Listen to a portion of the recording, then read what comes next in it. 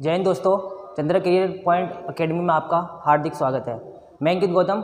आज आपको इस वीडियो में मैं आपको बताने वाला हूं कि बेटा जो आपकी एडवांस मैथ की क्लास है आपकी ये आज, तो इसमें एडवांस मैथ में आपको देखो जितने भी आपके कंपटीशन के एग्ज़ाम होते हैं, और कंपटीशन में एग्ज़ाम का मतलब है बेटा जैसे कि आपको जैसे आपने CGL या SSC या 10+2 या किसी भी कंपटीशन का एग्ज़ाम दिया है आपने स्टेट लेवल का, तो उसमें जो मैथ्स में जो क्वेश्चंस पूछे जाते हैं है ना, उनका क्या फंडा रहता है, क्या ट्रिक्स के साथ और जिनका जो बेसिक है उनको कंप्लीट करके हम कैसे क्वेश्चनों को सॉल्व करें, है ना। तो वो आज मैं आपको पूरा सब कुछ बताने वाला हूं, और आपका इस वीडियो में पूरा जितना भी आपका बेसिक है सब आज मैं आपको उसको दूर करने वाला हूं, ठीक है। तो इसमें सबसे पहले आपको ये ध्यान रखना पड़ेगा बेटा कि SSC में जितने भी क्वेश्चंस पूछे जा रहे हैं, तो आपको ये देखना पड़ेगा कि उसमें जो क्वेश्चंस पूछे जा रहे हैं वो किस बेस पर पूछे जा रहे हैं क्वेश्चंस, है ना। तो क्वेश्चन का क्या है कि मैथ्स में आपका देखो दो पार्ट रहता है, एक तो आपका रहता है अर्थमेटिक वाला और एक रहता है आपको एडवांस मैथ वाला, है ना। तो देखो उसमें क्या है, एक तो आपका रहता है बेटा अर्थमेटिक वाला और एक सेकंड रहता है एडवांस मैथ वाला, है ना। तो सबसे ज़्यादा बच्चों को खतरनाक डर लगता है, सबसे ज़्यादा डर लगता है आप एडवांस मैथ में, सबसे ज़्यादा खौफ रहता है बच्चों को किसमें, एडवांस मैथ में। तो एडवांस मैथ में ऐसा क्या है जिससे बच्चों को खौफ रहता है भाई, सबसे ज़्यादा दिक्कत आती है इनमें फॉर्मूलेस में, उनकी जो थ्योरम्स हैं उनमें सबसे ज़्यादा बच्चों को प्रॉब्लम्स रहती है ना। तो कोई भी आपको टेंशन लेने की ज़रूरत नहीं है, मैं आपको पक्का वायदा कर रहा हूँ इस बात पर, इन 5 उंगलियों पे आपको पूरा का पूरा एडवांस मैथ रटवा दूंगा।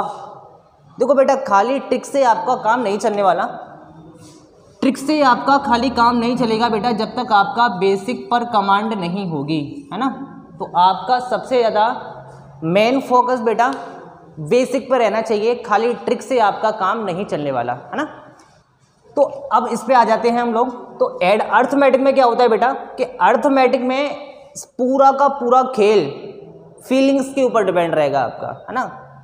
जैसे आप प्रॉफिट लॉस पढ़ते हैं, SICM पढ़ते हैं और भी टॉपिक्स पढ़ते हैं इसमें, तो आप उनको फीलिंग्स के साथ क्वेश्चन को कर ले जाओगे, वहाँ पर आपको कोई भी कैसी भी समस्या नहीं आने वाली है। क्लियर इतनी बात। अब एडवांस मैथ में बच्चों को सीधी प्रॉब्लम रहती है, उनको भाई फॉर्मूलेज और जो थ्योरम्स वगैरह हैं उनकी कि सर इसमें मुझे बहुत दिक्कत होती है, ये है वो है। देखो बेटा दिक्कत नहीं लेनी है आपको, ठीक है। इसकी एक ट्रिक्स है, बहुत ही प्यारी ट्रिक्स है बेटा, मैं ट्रिक्स आपको वीडियो के एंड में बताऊंगा, ठीक है। तब तक आप वीडियो को पूरा अच्छे से ध्यान से देखेंगे, ठीक है। अब बेटा देखो मेरा सबसे अलग फंडा है, यूट्यूब पर बहुत सारे टीचर्स क्या रहते हैं, बहुत सारे टीचर्स रहते हैं आपको एडवांस मैथ की क्लास देंगे तो, लेकिन क्या है कि जैसे उन्होंने आपका एक चैप्टर उठा लिया नंबर सिस्टम, जैसे संख्या पद्धति जो आपका चैप्टर है, उन्होंने उस चैप्टर को उठा लिया और उस चैप्टर में बेसिकली कुछ है भी नहीं, है ना। तो उनको क्या करेंगे, उसको उठा लेंगे और 1-2 क्लास वो क्या करेंगे फ्री में आपको यूट्यूब पर प्रोवाइड कराएंगे।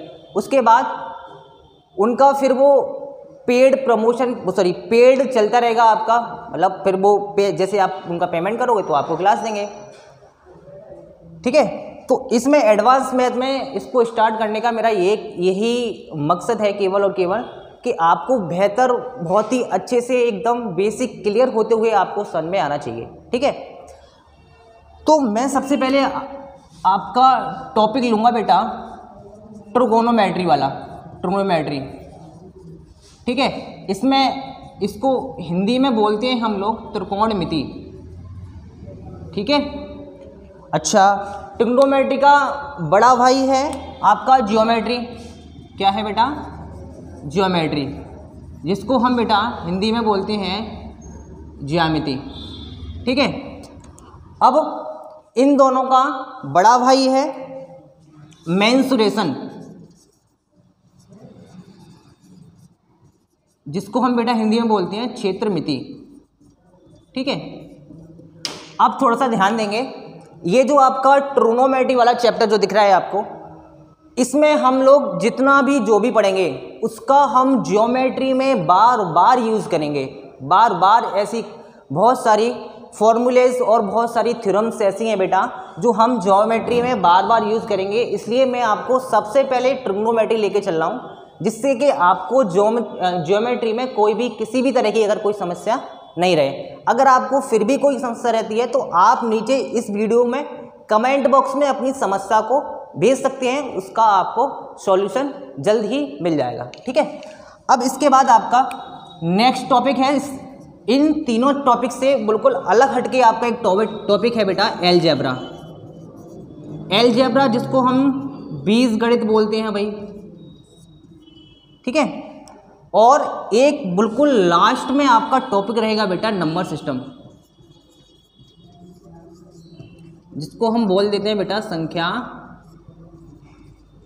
पद्धति।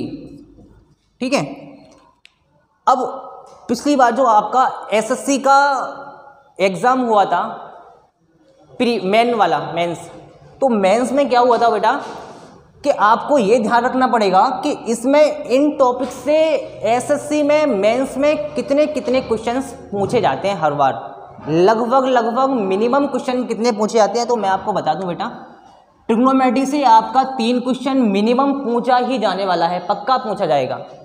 ज्योमेट्री से 3 क्वेश्चन, मेंसुरेशन से 3 क्वेश्चन, अलजेब्रा से लगभग 3 क्वेश्चन पूछे जाएंगे, और नंबर सिस्टम से बेटा लगभग ज़्यादा से ज़्यादा 1 क्वेश्चन मुश्किल से पूछा जाएगा। ये बात ध्यान रखना आप लोग, ठीक है।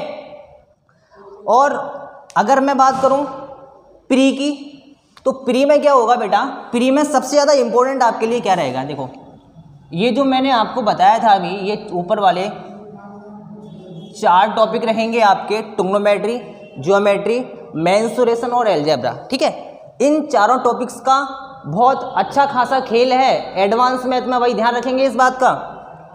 इन चारों टॉपिक से बेटा प्री में लगभग 45 से लेके 48 क्वेश्चंस पूछे जाते हैं हर बार, ये बात आप अच्छे से ध्यान में रखेंगे। और जो आपका लास्ट में ये जो टॉपिक बचा है नंबर सिस्टम वाला, उसमें लगभग 5 से 8 क्वेश्चन पूछे जाते हैं बस।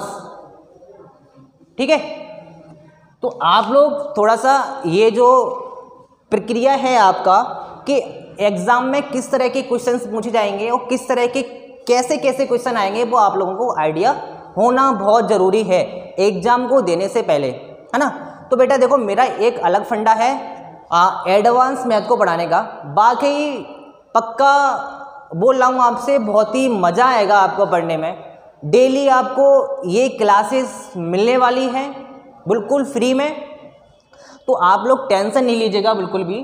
तो देखो बेटा, अब इसमें हमें क्या करना है, मैं टॉपिक वाइज लेके अलग अलग टाइप्स में पढ़ाऊँगा, सीधा फंडा ये है मेरा। जैसे हम लोग अगर पहला टॉपिक स्टार्ट करेंगे ट्रिग्नोमेट्री, त्रिकोणमिति, तो बेटे को देखो हम इसमें टाइप्स में कन्वर्ट करके पढ़ेंगे। देखो कुछ क्वेश्चन ऐसे होते हैं जो बिल्कुल लुल्लू पुल्लू होते हैं, छोटे छोटे क्वेश्चन होते हैं। कुछ क्वेश्चन ऐसे होते हैं जिनका थोड़ा लेवल अच्छा होता है, कुछ क्वेश्चन बहुत ही अच्छे लेवल वाले होते हैं। तो मैं उनको आप क्या करूँगा कि ट्रिग्नोमेट्री को हम अलग अलग पार्ट में कन्वर्ट करके पढ़ेंगे। अगर एक ही में पूरा मिक्सअप कर लेंगे बेटा, तो हमारे दिमाग में कुछ भी नहीं घुसने वाला। जैसे कि आप कहीं पार्टी में गए हुए हैं, तो पार्टी में आप गए हैं दावत खाने, तो मान लो आपने खाना खाने के लिए प्लेट लगाई है, तो प्लेट में लगाई तो आपने क्या किया बेटा, उस प्लेट में आपने मान लो चावल डाल लिए भाई, चावल के ऊपर सब्जी डाल ली, मान लो पनीर की सब्जी डाल ली, ऊपर से दाल भी डाल ली, ऊपर से रायता भी डाल लिया, दही भी डाल लिया, और कुछ भी डाल लिया, और कुछ भी डाल लिया, तो बेटा सब वो क्या हो गया, खिचड़ी बन गई। मज़ा नहीं आएगा आपको खाने में। जो चीज़ आपने उसमें डाली अगर सब मिक्सअप कर लोगे तो खाने में बिल्कुल मज़ा नहीं आएगा आपको। अगर वो चीज़ हम अलग अलग खाते ना करके तो बड़ा मज़ा आता है, पक्की बात है। इसलिए मैं आपको बोल रहा हूँ कि जब हम ट्रिग्नोमेट्री पढ़ेंगे बेटा, तो उसको हम अलग अलग पार्ट में कन्वर्ट करके पढ़ेंगे, जिससे कि आपको कोई भी समस्या होएगी नहीं, पक्की बात है ये। अगर मैं पूरा एक बार में आपको उड़ा के फेंक दूँ, पूरा पढ़ा दूँ एक बार में, तो बेटा आपको समझ में नहीं आएगा। ठीक है, तो मेरा पढ़ाने का केवल यही मकसद है, यही तरीका है पढ़ाने का। तो बेटा मैं देखो सबसे पहले आपका टॉपिक स्टार्ट करूँगा ट्रिग्नोमेट्री। अब ट्रिग्नोमेट्री स्टार्ट करने से पहले सबसे ज़्यादा बच्चों को खौफ रहता था हाई स्कूल, जब मैं हाई स्कूल में आप पढ़ते होंगे तो आपको डर लगता था सबसे बड़ा साइन थीटा से, अरे फिर ये आ गया साइन थीटा, थीटा बीटा। तो बेटा देखो डरने की बात नहीं है, मैं आपको गारंटी से कह रहा हूँ कि आप बिल्कुल भी ना डरिए, आपका एक एक पॉइंट क्लियर करके मैं आपको पढ़ाने वाला हूँ, ठीक है। ये बात आपको समझ में आ गई होगी, तो मैं इसको रफ कर दे रहा हूँ। अब मैं आपका टॉपिक स्टार्ट करूँगा बेटा, ट्रिगोनोमेट्री।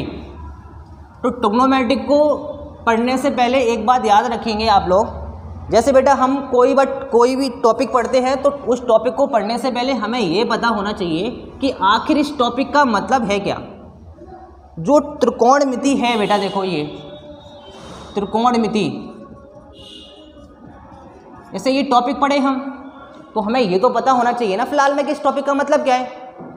जैसे आप साइंस या हिंदी वगैरह जो भी पढ़ते हैं, तो आपको पहले कंफर्म होना चाहिए बेटा कि इस टॉपिक का मतलब क्या है, तभी तो आप उसको पढ़ोगे उस टॉपिक में अंदर जाके।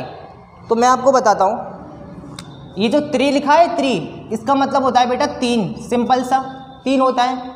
कोण का मतलब बेटा आप कोण जानते ही हो, सिंपल कोण ही होता है वो। और मिति का मतलब होता है बेटा मापन, मापना, मेजरमेंट। तो ये हो गया आपका मापन। तो बेटा त्रिकोणमिति से हमें क्या, इसका क्या निष्कर्ष निकला, तीन कोण मापन। इसका मतलब तीन कोणों को मापना। किसको? तीन कोणों को मापना। जरा इसको हम थोड़ा इंग्लिश में देखेंगे, ट्रिगोनोमेट्री। अब इस ट्राई का मतलब बेटा क्या है? ट्राई का मतलब सिंपल तीन, गोन। अब ध्यान रखेंगे बेटा, गोन का मतलब होता है भुजा, साइड को बोलते हैं बेटा ये। गोन का मतलब भुजा और मेट्री का मतलब सिंपल मापन। अब इसका यहां से क्या निष्कर्ष निकला, तीन कोण का मापन और तीन भुजाओं का मापन किसमें होता है बेटा? राइट एंगल ट्रायंगल में होता है बेटा, पक्की बात है। समकोण त्रिभुज में आपको तीन भुजाएं, तीन कोण दिखेंगे, पक्की बात है। जैसे मैंने ये आपका एक समकोण त्रिभुज बना दिया बेटा, इसका मैं नामकरण करूं तो ये ए, बी और ये सी, ये आपका 90 डिग्री का है। क्लियर है इतनी बात? अब देखो आपको तीन भुजाएं दिख रही होंगी, एक तो ए बी भुजा दिख रही है आपको, एक बी सी और एक ए सी। अच्छा, एक कोण आपको ये दिख रहा है, एक कोण ये और एक कोण ये, तीन भुजाएं और तीन कोण आपको इसमें दिख रहे हैं। अच्छा बेटा आपको ये तो पता ही होगा कि इन तीनों कोणों का योगफल कितना होगा, बताने की जरूरत नहीं है, फिर भी बता रहा हूं आपको। इन तीनों कोणों का योगफल आपका 180 होगा बेटा। ये 90 डिग्री हो गया और बाकी इन दोनों कोणों का योग कितना रह गया बेटा? 90 रह गया, ठीक है। अच्छा, अब आपने क्लास 10th में भी पढ़ा होगा बेटा कि आधार, कर्ण और लंब के बारे में, ठीक है। आधार बेटा होगा आपका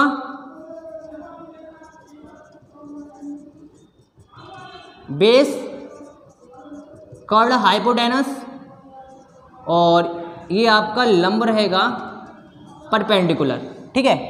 अब आपको क्लास 10th में आपने केवल इतना ही सीखा था। आप बोलोगे सर कि हमें सर ने केवल क्लास 10th में इतना सिखाया था कि अगर मैं मान लो फिलहाल मैं इस कोण को थीटा मान लूँ। अरे थीटा से पहले कुछ बताना है आपको, आपको डर लग जाएगा वरना। जैसे मान लो सबसे छोटा बिंदु, ये जो पॉइंट बनाया मैंने, इसको क्या बोलेंगे? सबसे छोटी रेखा। हमेशा ध्यान रखेंगे कि सबसे छोटी रेखा कौन सी होती है? बिंदु होती है, सबसे रेखा पॉइंट, ठीक है। अगर दो पॉइंटों को मैं आपस में मिला दूं बेटा तो ये हमारी क्या बन गई? एक लाइन बन गई, ठीक है। अगर इस लाइन को अगर मैं इस तरह से झुका दिया, इस लाइन को मैं इसको ये झुका दिया, ये जो इन दोनों रेखाओं के बीच में जो झुकाव बना, झुकाव, उसको बेटा हम क्या बोलते हैं? कोण बोलते हैं, जिसको हम थीटा दिए हैं। इसको हम क्या दिए? थीटा नाम रख दिया इसका। जैसे हम घर परिवार में हम लोगों का नाम होता है चिंटू, मिंटू, इंटू, ऐसे नाम होते हैं ना, तो इसका नाम वहाँ पर उन्होंने क्या रख दिया? थीटा रख दिया इसका नाम, ठीक है। तो थीटा वाली बात आपको क्लियर हो जानी चाहिए। अब यहाँ पर आ जाओ आप, जैसे ये हमने थीटा बोल दिया।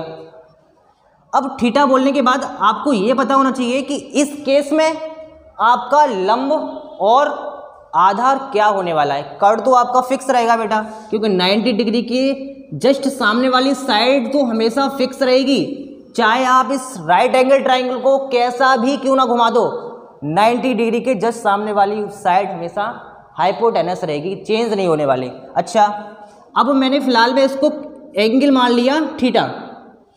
अब इस थीटा के जस्ट सामने वाली भुजा यानी कि साइड क्या होगी, जैसे ये दो कोण हो गए आपके, ये वाला कोण ले लिया पहले मैंने, अब मैं इसकी बात करूंगा पहले, है ना। तो अगर इस कोण के सापेक्ष हम बात करेंगे बेटा तो ये लंब हो जाएगा, अगर इस कोण के सापेक्ष इस वाली भुजा की बात करेंगे तो ये लंब हो जाएगा, और जो बचेगा वो आधार हाइपोटेनस तो फिक्स ही रहेगा। तो ये जो थीटा है इसके सामने वाला आपका क्या हो गया बेटा, परपेंडिकुलर हो गया। अब परपेंडिकुलर के बाद देखो हाइपोटेनस तो हो गया, परपेंडिकुलर भी हो गया, तो बचा कुचा जो रह गया वो क्या बचा आपका, बेस बचा। क्लियर है। अच्छा, अब मैं अगर इस वाले एंगल की बात करूं, जैसे मैंने एक राइट एंगल ट्रायंगल बना लिया, ये 90 डिग्री हो गया, इसका नामकरण कर दिया मैंने ABC, और इस वाले एंगल को मैंने ले लिया बेटा थीटा। अब इस केस में आपको भुजाओं का देखना पड़ेगा कौन सी भुजा कौन सी होगी। तो देखो एक बात तो क्लियर मैंने आपको बताई दी, ये वाली भुजा जस्ट 90 के सामने वाली आपका हाइपोटेनस रहेगा, एक तो क्लियर हो गई। अब दूसरी पता करने के लिए मैंने बताया था जिस कोण के सापेक्ष आप बात करें हमेशा वो आपका परपेंडिकुलर होगा। क्लियर है इतनी बात। जैसे आपने ये वाला एंगल ले लिया, इस एंगल के सापेक्ष आप बात कर रहे हैं बेटा, तो ये वाली जो साइड होगी BC, तो ये जो BC होगा वो आपका परपेंडिकुलर होगा, ये बात ध्यान रखेंगे आप। और जो बचा कुचा वो आपका आधार हो गया। ठीक है, ये आपकी जो भी आपका ये जो बेसिक था थोड़ा सा वो आपने क्लास 10th में 12th में थोड़ा सा क्लियर कर लिया होगा, बाकी जो भी समस्या थी आपको इसमें क्लियर हो गई होगी। ठीक है, अब मैं आगे आपको इसमें कुछ इन ट्रिग्नोमेट्रिकल कुछ वैल्यूज़ होती हैं बेटा, उनको मैं आपको बता दूं पहले, उसके बाद मैं आपको कुछ फॉर्मूलेज लिखाऊंगा, उसके बाद हम लोग कुछ क्वेश्चंस को स्टार्ट करेंगे जिनको हमने टाइप्स में तो बेटा देखो आपके अब कुछ फॉर्मूलेज हैं वो कर लेते हैं हम कंप्लीट उनको। पहले देखो मैंने आपको अभी जब हमने वीडियो को स्टार्ट किया था बेटा, तो मैंने आपको बताया था कि मैं आपको एक बेहतरीन सी ट्रिक बताऊंगा जिससे आपको एडवांस मैथ में जितने भी फॉर्मूलेज हैं, जितने भी थ्योरम्स हैं, कोई भी समस्या आपको नहीं आएगी। वो मेथड क्या है, वो ट्रिक्स क्या हैं, वो आपको मैं इस वीडियो में अब बताने वाला हूँ। देखो सबसे बेहतरीन ट्रिक है आपका चार्ट मेथड वाला। चार्ट मेथड का मतलब क्या है बेटा, कि जैसे आप ट्रिग्नोमेट्री के फॉर्मूलेज हो गए, है ना, उनको आप एक चार्ट पर लिख लीजिएगा पहले, है ना, और जहाँ भी आप जिस कमरे में रहते हैं या जिस कमरे में सोते हैं उस कमरे में आप उस चार्ट को चिपका लीजिए। ठीक है, जब भी आप कमरे में जाएं या कमरे में लेटे हैं, खाना खा रहे हैं, तो आपका सीधा फोकस, सीधा दिमाग उस चार्ट पे जाना चाहिए। तो इससे क्या है, आपको दिमाग में वो चीज़ बार बार जब आप किसी चीज़ को देखोगे तो आपको उसकी लत लग जाएगी और आपके दिमाग में एकदम फीड हो जाएगा अच्छे से। ठीक है, तो जब आप कमरे में जाओ, सुबह दोपहर शाम जब भी जाओ, तो दवाई की तरह खुराक की दवाई की तरह आप ले लिया करो उसको, तो आपको याद हो जाएगा, पक्की बात है। अब देखो कुछ फॉर्मूलेज हैं बेटे, उनको हम कंप्लीट करेंगे पहले। जैसे पहला फार्मूला मैं ले ले रहा हूँ, आपको केवल 3 फार्मूले याद करने हैं, बाकी फार्मूले मैं आपको बनाना सिखाऊंगा कि कैसे फार्मूलेज बनेंगे। अब देखो स्टार्ट करते हैं हम लोग। सबसे पहला फार्मूला है आपका साइन A प्लस बी। तो साइन A प्लस बी का फार्मूला क्या होने वाला है, sine A cos B plus cos A into sine B. तो साइन A प्लस बी का फार्मूला क्या होगा बेटा, sine A cos B plus cos A sine B. अगला नेक्स्ट है आपका साइन A माइनस बी वाला भाई। तो साइन A माइनस बी का क्या हो जाएगा, sine A cos B minus cos A sine B. ठीक है, आगे नेक्स्ट है आपका cos A minus B, sorry A plus B कर लो पहले, कोई दिक्कत वाली बात नहीं है। इसका फॉर्मूला हो जाएगा cos A into cos B minus sine A sine B. इसमें थोड़ा ये बात आप ध्यान रखेंगे, इसमें साइन जो होता है वो अपोजिट होता है। जैसे कि हम साइन A प्लस बी का अगर फॉर्मूला लिख रहे हैं यहाँ पर, तो इसमें बीच में आपका माइनस होगा, अगर ये माइनस वाला लिखेंगे तो आपका प्लस होगा। ठीक है, ये बात आप ध्यान रखेंगे थोड़ी सी। अब माइनस वाला लिखेंगे तो बेटा क्या हो जाएगा, बीच में प्लस हो जाएगा, cos A cos B plus sine A into sine B. अब देखो मैंने 4 लिख दिए फॉर्मूले, केवल मुझे 2 फॉर्मूले लिखने की जरूरत थी, बाकी मैंने 4 लिखा दिए। 2 कैसे, जैसे मैंने अगर ये साइन ए प्लस बी का फॉर्मूला लिखा था, अगर मैं यहाँ पर नीचे माइनस लगा दूँ तो बेटा यहाँ भी क्या हो जाएगा, माइनस हो जाएगा। मैंने दोनों तरीके लिख दिए यहाँ पर। अगर ये कॉस ए प्लस बी का फॉर्मूला है, अगर मैं नीचे इसके माइनस लगा दूँ तो यहाँ पर बेटा प्लस हो जाएगा, जैसा कि मैंने नीचे लिख दिया है। ठीक है, आपको कोई समस्या ना हो, मैंने दोनों तरीके बता दिए हैं। ठीक है, अब इसके बाद बेटा टेंजेंट वाला formula, tan a plus B का फॉर्मूला होगा tan a plus tan b upon 1 minus tan a into tan b। ठीक है, अब इसका माइनस वाला हो जाएगा tan a माइनस b हो जाएगा tan a minus tan b upon 1 plus tan a tan b। ठीक है, अब इनके बाद कुछ और फॉर्मूले हैं, उनको देख लेते हैं भाई। एक तो आपका होता है साइन स्क्वायर ए प्लस कॉस स्क्वायर ए बराबर बन के होता है, और अगर इस फॉर्मूले को, अगर हम इस साइन स्क्वायर को इस साइड हम ट्रांसफ़र कर दें तो ये आपका फॉर्मूला एक और यहाँ से बनेगा, कॉस स्क्वायर ए बराबर हो जाएगा 1 माइनस साइन स्क्वायर ए, क्योंकि ये जो साइन स्क्वायर ए है वो पॉजिटिव का है। अगर इधर आके हम इसको ट्रांसफ़र करेंगे तो ये माइनस का बन जाएगा, और यहाँ से अगर हम साइन स्क्वायर ए का मान निकालें, मतलब इस फॉर्मूले से अगर हम साइन स्क्वायर ए बराबर निकालेंगे तो आपका 1 माइनस कॉस स्क्वायर ए हो जाएगा ये। ठीक है, अब साइन 2a का फॉर्मूला देख लेते हैं हम। साइन 2a का फॉर्मूला कैसे बनाएंगे वो देख लो थोड़ा सा। बनेगा कैसे, जैसे अगर हम इस 2a को a प्लस ए आराम से लिख सकते हैं, कोई भी समस्या नहीं होनी चाहिए आपको। 2a को a प्लस ए लिख लेंगे आराम से। तो देखो ये साइन तो दिख रहा है आपको, 2a की जगह हम a प्लस इस b की जगह a लिख सकते हैं ना। तो अगर हम यहाँ पर a कर दें इसको, a प्लस ए तो 2a बन गया, तो साइन 2a बन गया ना। तो इस वाले फॉर्मूले में आप जहाँ भी b दिख रहा है वहाँ a चिपका दो।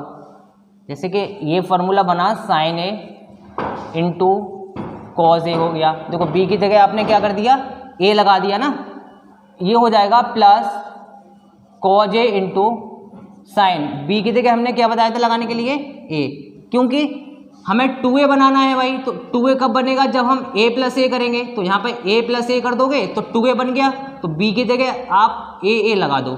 ठीक है, तो ये साइन ए कॉस ए और ये भी साइन ए कॉस ए, एक साइन ए कॉस ए और एक साइन ए कॉस ए कितना बनेगा बेटा, 2 साइन ए कॉस ए बनेगा। तो ये आपका फाइनल फार्मूला हो गया साइन 2a का। ठीक है, अब इसके बाद बेटा इस तरह से एक और हम फॉर्मूले बनाएंगे भाई। cos 2a का बना सकते हैं ऐसे ही। अब 2a को हम क्या कर सकते हैं, a प्लस ए कर सकते हैं आसानी से, 2a बन गया। cos वाले फॉर्मूले में b की जगह आप अगर a लगाएंगे तो a प्लस ए 2a बन गया cos 2a। जहाँ भी आपको b दिख रहा है वहाँ a चिपका दो। तो ये देखो cos a into cos, b की जगह क्या बताया मैंने, a लगा दो, माइनस है माइनस लगा दो, आगे है आपका sine a into cos b, sine b है।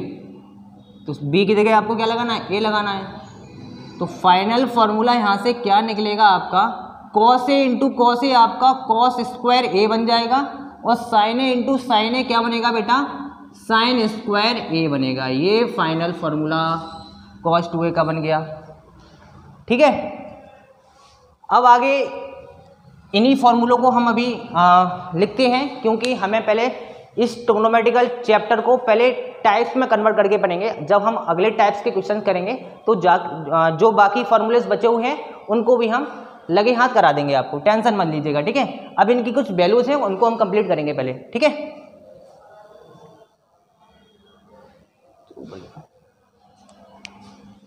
जैसे बेटा साइन, कॉस, टेन, कॉट, सेक और कोसेक। ठीक है, इनकी वैल्यूज़ को हम पहले लिख लेते हैं।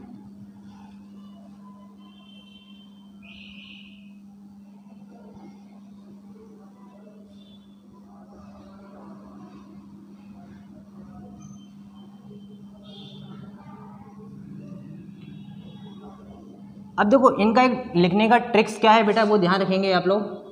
ये तो आपको 0 अंश का हो गया, और ये आपका 30 अंश हो गया, ये 45 हो गया, और ये आपका 60 हो गया, और ये आपका 90 डिग्री हो गया। ठीक है, अब देखो इनको लिखने का ट्रिक्स क्या है।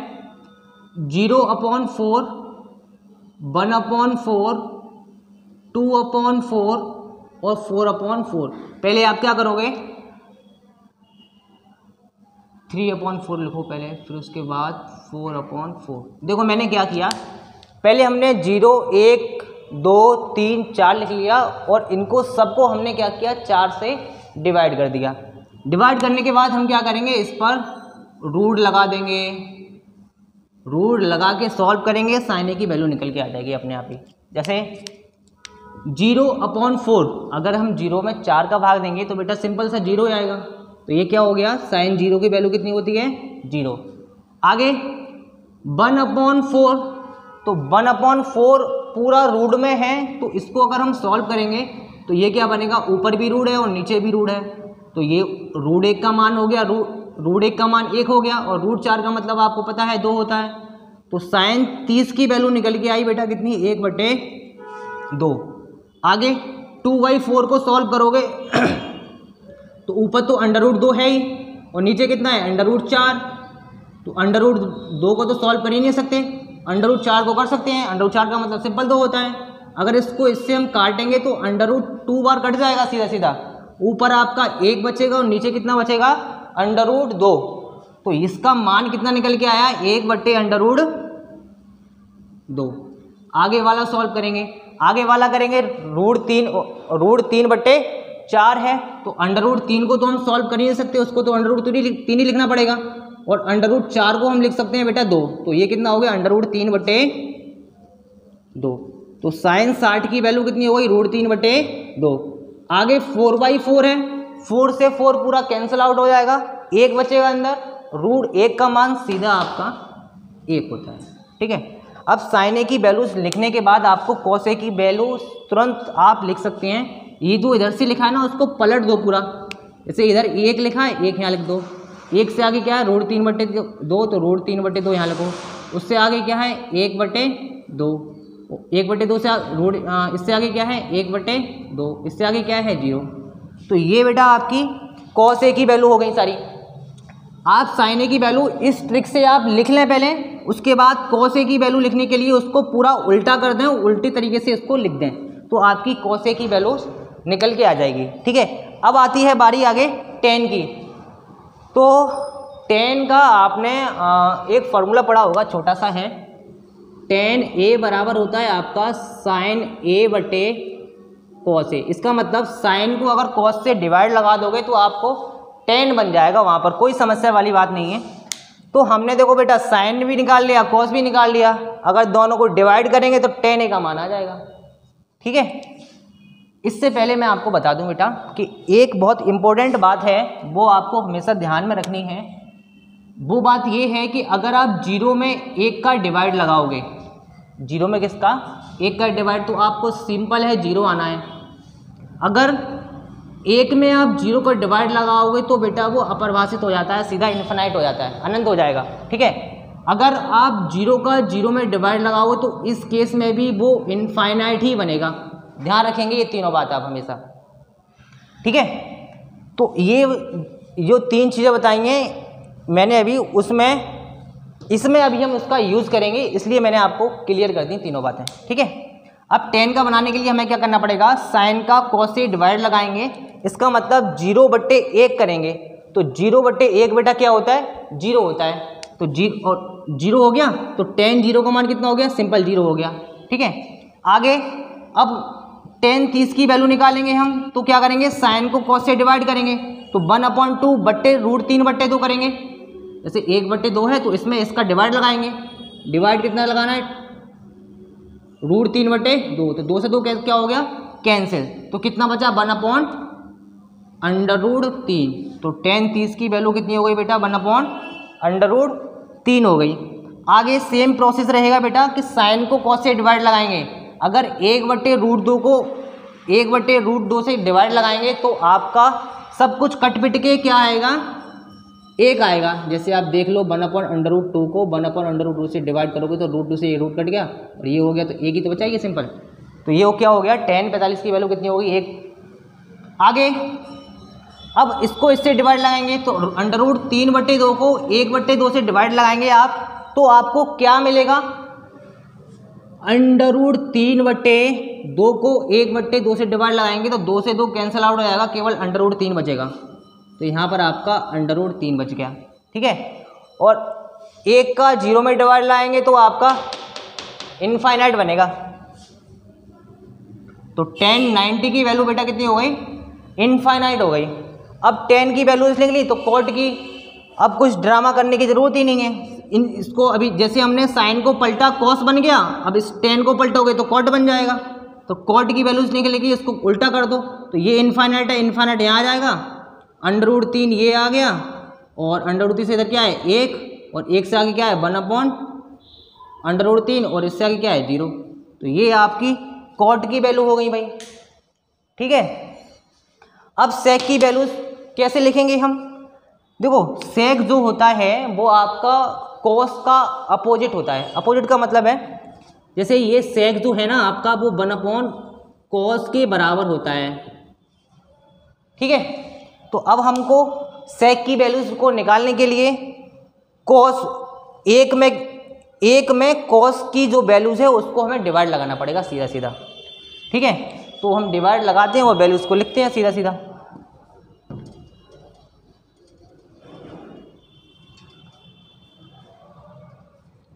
अच्छा sec की वैल्यूज निकालेंगे तो 1/cos का मतलब जैसे हम sec 0 की वैल्यू निकालेंगे तो cos में डिवाइड करेंगे, cos का मतलब है 1, तो 1 में अगर आप 1 का डिवाइड करोगे तो 1 ही आएगा। तो sec 0 की वैल्यू कितनी हो गई बेटा, 1 हो गई। अच्छा अब आप इसमें 1 का डिवाइड 1 में डिवाइड करोगे इसका √3/2 का तो क्या होगा, ये संख्या 2/√3 बन जाएगी, पलट जाएगी ये। तो ये हो गया आपका 2/√3, ठीक है। आगे अब हम sec 45 की वैल्यूज निकालेंगे तो sec 45 के लिए क्या करना पड़ेगा, हमें 1 में 1/√2 का भाग देना पड़ेगा। तो ये आपका √2 बन जाएगा, ये कितना हो गया √2 हो गया। अब sec 60 की वैल्यू निकालनी है हमें तो क्या करेंगे, इसमें हमें 1/cos 60 की वैल्यू से डिवाइड लगाना पड़ेगा, 1/2 हो गया। इसको सॉल्व करोगे आगे तो आपको 2 मिलेगा, तो ये आपका 2 हो गया। तो sec 60 की वैल्यू कितनी हो गई, 2 हो गई। अच्छा अब आपको sec 90 की वैल्यू निकालेंगे तो 1 में क्या करना पड़ेगा, 1/cos का मतलब cos 90, तो 1 में 0 का डिवाइड लगाएंगे तो बेटा 1/0 क्या होता है, इनफाइनाइट होता है। तो ये आपका क्या बन गया, इनफाइनाइट बन गया। तो अब sec की निकाल ली तो cosec को उल्टा कर दो जैसे हम करते आए हैं अभी तक, ठीक। ये इधर लिखो, इसको उल्टा करो, इसके बाद क्या है 2, तो 2 यहाँ लिखो, इसके बाद क्या है √2, इसके बाद क्या है 2/√3, इसके बाद क्या है 1। तो ये आपकी ट्रिग्नोमेट्रिकल जो भी वैल्यूज थी बेटा वो आपकी कंप्लीट हो चुकी हैं। अब मैं आपको कुछ क्वेश्चंस हैं इसमें जो बिल्कुल बेसिक हैं, उनको मैं टाइप्स में कन्वर्ट करके आपको कराने वाला हूं। सबसे पहले मैं थोड़े बेसिक टाइप के क्वेश्चंस लूँगा जो बहुत ही बढ़िया क्वेश्चन है, तुरंत आप इनकी मदद से तुरंत आप सॉल्व करके फेंक दोगे। टाइप फर्स्ट के क्वेश्चन बहुत ही इजी रहेंगे आपके, तो उसमें मैं आपको सबसे पहले जब मैं क्वेश्चंस आपको कराऊंगा तो बोर्ड पे सबसे पहले मैं आपको 5 सवाल लिखूंगा यहाँ पर, इस बोर्ड पे क्या करूँगा, 5 सवाल दूंगा और उन 5 सवाल को करने के लिए आपको क्या करना पड़ेगा कि वीडियो, जैसे आपने सवाल नोट कर लिए, आपको वीडियो को पॉज करोगे, पॉज करके उन सवाल को आप सॉल्व करोगे। ठीक है, आपको शुरुआत में 5 क्वेश्चन को करने के लिए आपको लगभग मैं आपको 5 मिनट दूंगा। ठीक है, धीरे धीरे आपकी अच्छे से प्रैक्टिस हो जाएगी। उसके बाद मैं 5 क्वेश्चन को करने के लिए लगभग आपको 2 मिनट दूंगा।